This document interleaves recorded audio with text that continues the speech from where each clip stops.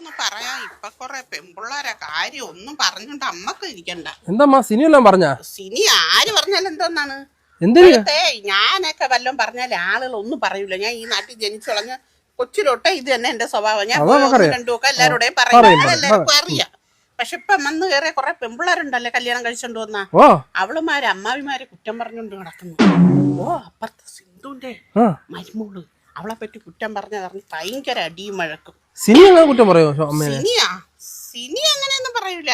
ആ കാര്യത്തിൽ എന്റെ മരുമോള് നല്ല സ്വഭാവമാണ് മോളെ. സിനിയേ, മോക്ക് പൊട്ടാസുണോ? അമ്മ അമ്പലത്തിൽ പോയിട്ട് വരട്ടെ കേട്ടാ.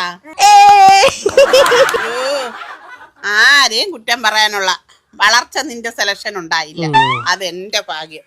അതുകൊണ്ട് ഈ വീട്ടിൽ കൂട്ടിയടി ഇങ്ങോണ